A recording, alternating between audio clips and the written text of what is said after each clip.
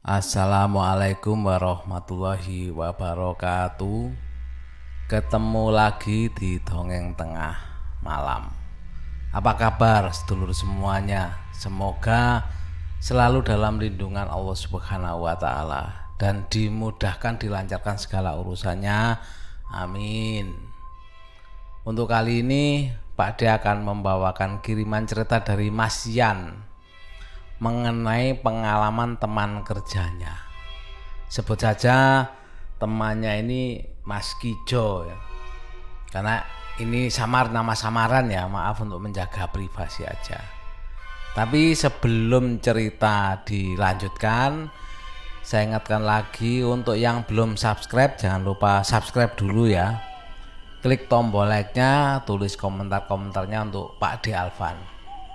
Dan untuk yang di Spotify jangan lupa follow supaya selalu bisa mengikuti cerita terbaru dari Dongeng Tengah Malam. Baik, langsung saja kita ke ceritanya. Kali ini Mas Yan akan menceritakan tentang pengalaman mistis dari teman kerjanya, sebut saja Mas Kijo ya. Kebetulan Mas Yan ini kan cerita kalau sering share cerita di Dongeng Tengah Malam, dan Mas Kijo ini tertarik. Ternyata Mas Kijo punya pengalaman yang ingin disampaikan tapi melalui Mas Yan ini. Kejadian yang dialami Mas Kijo ini ketika Mas Kijo ini sedang berkunjung ke rumah mertuanya di kota tetangga. Pada saat itu Mas Kijo ini mengambil cuti dari kantor selama lebih kurang 6 hari atau 1 minggu full ya, untuk datang ke rumah mertuanya bersama anak-anaknya dan istrinya. Karena memang kebetulan Mas Kijo dan istrinya ini mendapatkan kabar kalau mertuanya Mas Kijo ini sedang sakit. Makanya Mas Kijo ya sudah sekalian minta izin cuti supaya bisa lama, karena memang jarang juga sih karena kesibukan Mas Kijo dengan pekerjaannya ya, sehingga ini dianggap waktu yang tepat sekalian sebagai pengobat rindu juga mungkin ya kepada cucunya, anaknya Mas Kijo, dan juga kepada anaknya yaitu istrinya Mas Kijo ini. Begitu sampai di rumah mertua ya seneng lah mertuanya itu melihat kedatangan keluarganya Mas Kijo ini, karena memang ya benar memang kangen sekali dengan Mas Kijo, cucu-cucunya dan anak mantunya ini. Di malam pertama menginap di rumah mertuanya, Mas Kijo ini sudah terganggu dengan suara-suara tikus yang berlarian di atap rumah mertuanya. Begitu juga dengan anak dan istrinya Mas Kijo ya, yang merasa terganggu juga. Memang suara tikus itu berlarian terdengar begitu keras dan seolah-olah ada banyak jumlahnya. Karena saking banyaknya sampai Mas Kijo ini nggak bisa tidur ya, karena terdengar suara berisiknya tadi, suara tikus tadi. Hingga akhirnya yang membuat Mas Kijo ini merasa geram ingin marah kok sampai ganggu seperti itu, dan memutuskanlah Mas Kijo ini untuk menjebak tikus-tikus tersebut biar nggak mengganggu lagi, apalagi melihat anaknya juga terganggu. Mas Kijo ya juga merasa bertanggung jawab, kasihan karena anak-anaknya terganggu dengan suara berisik itu. Akhirnya esok harinya Mas Kijo pergi ke supermarket modern ya untuk membeli lem untuk menjebak tikus yang mengganggu di malam hari itu. Setelah siap dengan lem untuk menjebak tikus tersebut, Mas Kijo pun menata di mana letak-letak yang paling berisik, jadi yang paling banyak mungkin dilewati tikus, berlari dan sebagainya. Disiapkanlah di situ alat jebakannya tersebut. Salah satunya yaitu tempat di mana tikus itu lewat kalau mau naik ke atap, karena memang berisiknya sebenarnya di atas, di langit-langit di atap plafon ya itu. Setelah semua terpasang alat penjebak tersebut ya, malam hari pun tiba. Ternyata benar, Mas Kijo ini berhasil menjebak 6 tikus sekaligus. Dan memang setelah banyak tikus yang terjebak itu ya, suara tikus yang berlarian itu sudah jauh berkurang. Hanya saja Mas Kijo ya masih mendengar lah seperti ada suara tikus berlarian di gudang. Jadi nggak di atap lagi sekarang, di gudang. Mendengar itu Mas Kijo pun bergegas ke gudang sambil membawa jebakan lem tersebut untuk dipasang di sana. Setelah terpasang semua, dengan yakinnya Mas Kijo ini bahwa perangkapnya nanti pasti akan menangkap tikus-tikus yang ada di gudang itu. Ternyata Mas Kijo salah. Setelah dilihat keesokan harinya, tidak ada satupun yang masuk perangkapnya Mas Kijo. Bahkan bukan hanya itu, sampai esok harinya tikus itu nggak masuk perangkapnya Mas Kijo. Jadi nggak menangkap seekor tikus pun di jebakan lem itu. Dan tentunya suara tikus berlarian di gudang itu yang masih saja terdengar. Hingga suatu hari malam-malam sekitar jam 10 itu terdengar suara di gudang itu semakin kencang, terdengar suara berisiknya itu. Karena mendengar itu kan membuat Mas Kijo ini semakin tambah geram lagi. Sudah dipasang nggak ada yang terjebak, tetapi malah semakin berisik-berisiknya itu semakin kencang. Karena geram, Mas Kijo pun karena saking marah ya, kok tikusnya masih banyak tambah berisik. Mas Kijo pun pergi ke gudang dengan mempersiapkan alat-alat, ya alat memukul dan sebagainya, memang bermaksud untuk memukuli tikus-tikus itu biar nggak berisik lagi. Mas Kijo pun berjalanlah ke arah gudang tersebut.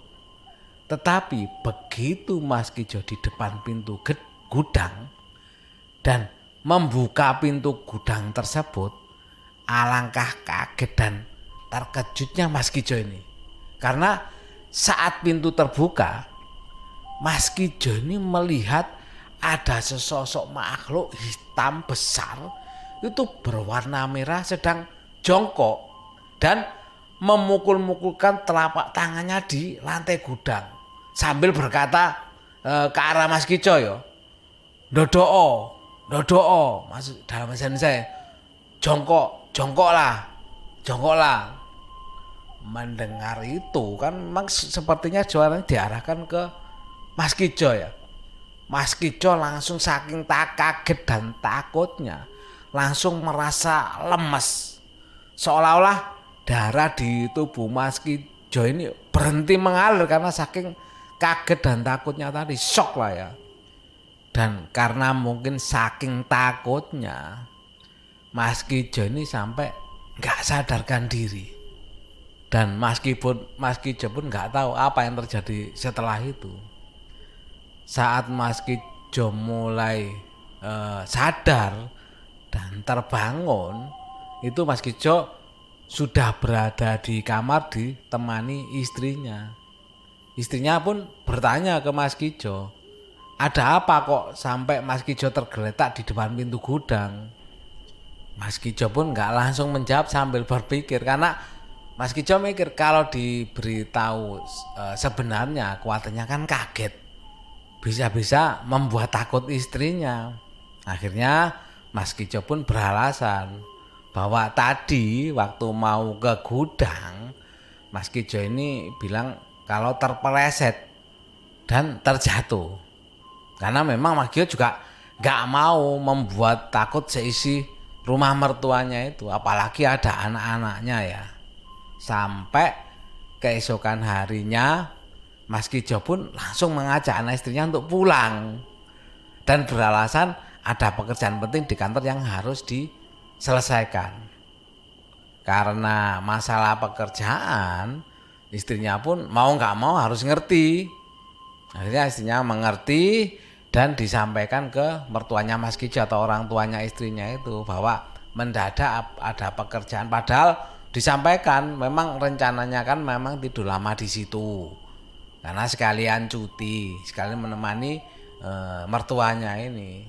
Tapi karena Mas Kijo beralasan ada pekerjaan mendadak yang mengharuskan Mas Kijo kembali ke kantor, ya mau nggak mau istrinya dan anaknya pun menurut untuk bisa pulang, dan pulanglah akhirnya Mas Kijo dan istri dan anaknya ini untuk kembali ke rumah.